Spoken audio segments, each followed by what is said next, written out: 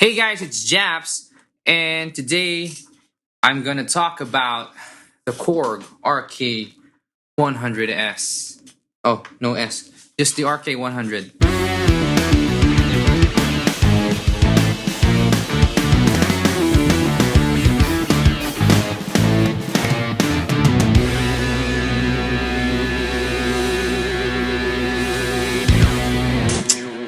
As you all know, this thing is an 80s keytar, and I'm lucky to have been able to find one that is still whole, you know, that's still not smashed to pieces and is in working condition.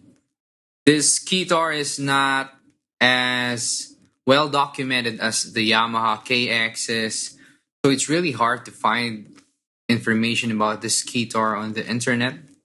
I've been putting off this review for so long that I've already done something to the keytar that some purists may consider sacrilegious.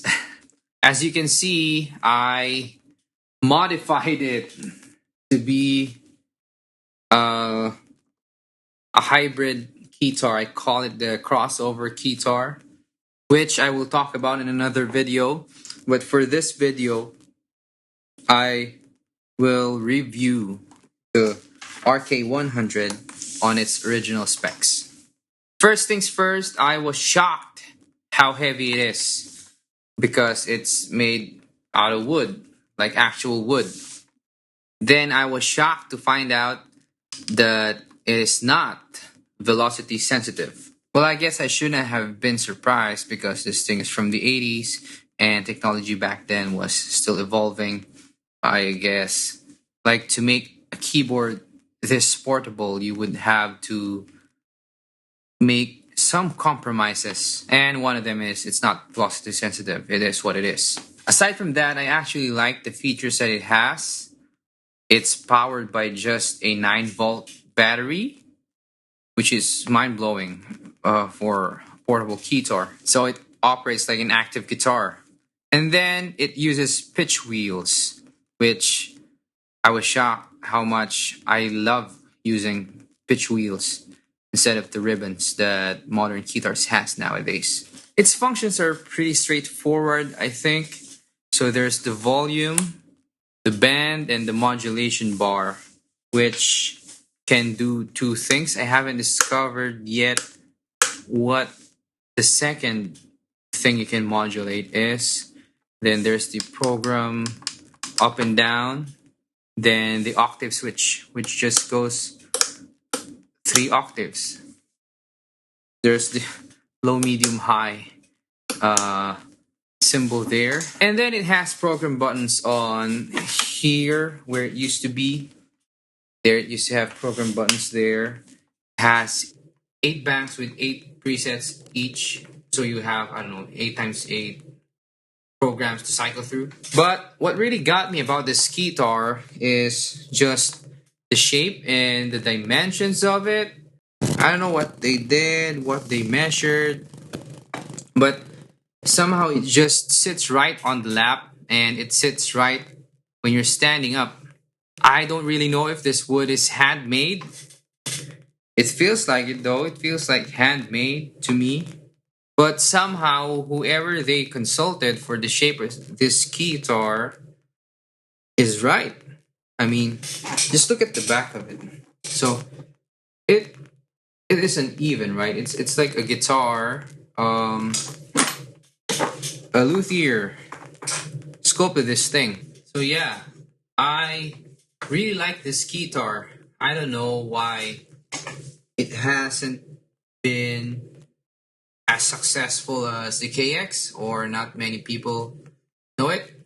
I don't know if it was successful. Maybe it was successful in the 80s, but apparently they didn't make another RK until it was like the early 2000s. No, the late 2000s. Like maybe 2007 or something. Yeah, going to 2010s, which is the RK100S. And this was in the 80s, I think, maybe earlier. So, yeah, I think it's in the 80s. They made it for like 2 years only, so that tells me it wasn't very successful. So within those 2 years, they waited like 30, 40 years before they made another one.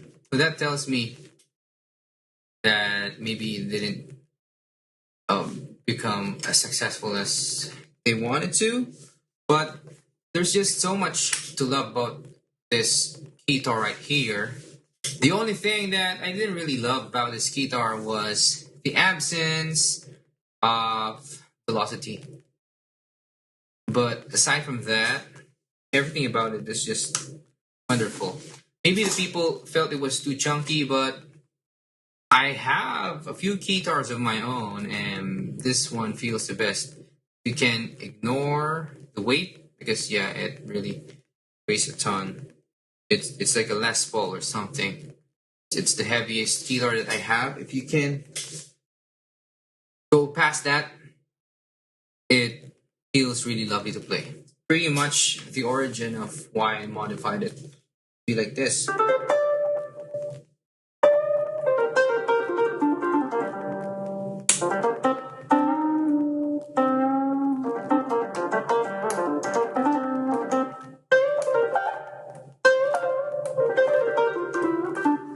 I made like this.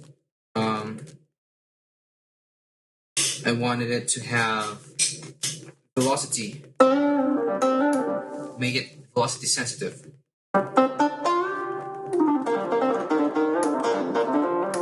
And as I'm not an engineer, the easiest way I can find was to modify it like this. I will talk about in depth on another video on what I did with this keytar, on how I butchered it, as some purists might tell me.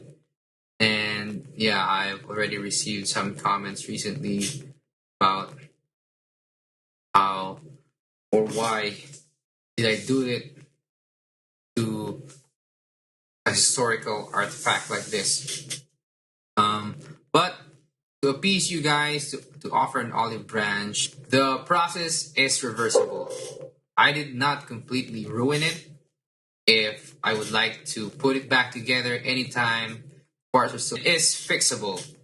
I did not do a destructive process. I forgot what they call it. Yeah, I think it's destructive editing, as we call it on the DAW. Yeah, it's non-destructive modification. So I can put it back the way it was before I played with it. So yeah, that's the review of the Korg RK100. And I will try to post more videos from now on. So please subscribe and support the channel. I'm Japs, and I'll see you in another video. Peace.